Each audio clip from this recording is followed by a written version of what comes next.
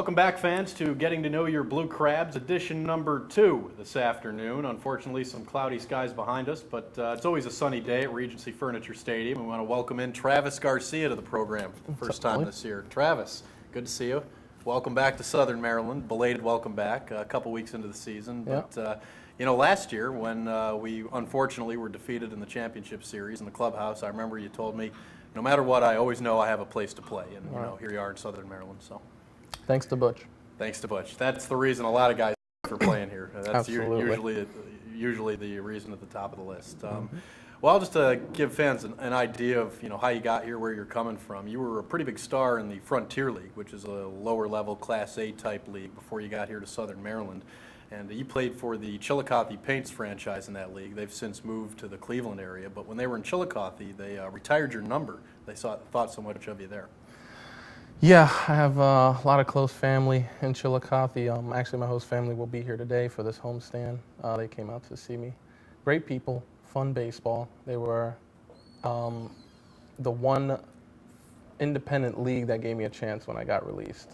I tried to get into this league. They weren't hearing it. From my experience that I had, that level was perfect, and I got my foot in the door. Now, you are a Bronx guy. You're a New York City native, Bronx, New York. Yankee fan, Of course. I presume, but you were originally drafted by the New York Mets. I know I've asked you this before, but for the people who haven't heard the story, awkward, yes, no? Very. I had to lie, actually, and tell them that I was sort of rooting for the Mets. But a little awkward. When I was in Brooklyn, my first year in pro ball, I was surrounded by media my first day in practice, and I had said some choice words that got typed wrong in the paper the next day, and I heard about it for sure. These media people always misconstrue. Right? Always.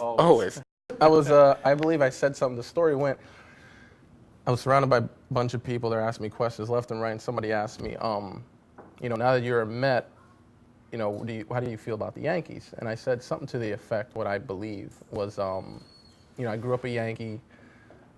I always have them in my heart because that's my childhood team. But right now, I find myself rooting for the Mets. So the next day in the paper, it came out, Garcia will be a Yankee in his heart forever. And I was just like, oh boy, here we go. So that was a great start to my Met experience. Well, you're a Blue Crab now, and for a little while last year, you were in the Seattle Mariners organization. Now, you put up a monster first half here with the Blue Crabs. The Mariners signed you. You finished out the Southern League season in Double-A. But our season runs a little longer, and when you were done with the Mariners, you wanted to come back for the end of the regular season and the playoffs here. Why was that so important to you, being able to come back? A lot of reasons. One was to help the boys out because I knew what we were fighting for, and I wanted to finish something I started. 2, to stay in shape and still play more baseball because I was planning on playing winter ball. So that was an extra month and a half of baseball to play. And just a chance to play for a championship. I don't think I've had that chance in pro ball from what I can remember. I think I got sent up to Brooklyn when they were in the playoffs, but I didn't even get a chance to play one of those situations. So it was nice to be a part of that. Now, when you were with the Mariners in Double-A, you played a little bit of third base. Obviously, Ozzie has third base locked down here in Southern Maryland, but your natural position is short. You came up as a shortstop. They saw you as a third base. Did you have a preference? Was it tough to make the transition to third? Do you prefer to play short? I do prefer to play short. I actually played a lot of games at short with Seattle. They have a big prospect playing third base, Matt Mangini, who's a great third baseman. And the days he needed a rest or his elbow was biting him, that's when I stepped into third, but I didn't play too much at third. Now, the Mariners, you were with them for 44 games in Double-A. We were hoping you'd be back with them in spring training this year, but it didn't work out that way. Take us through your offseason. What was out there for you? Did you know you were coming back to Southern Maryland right away? How did it play out?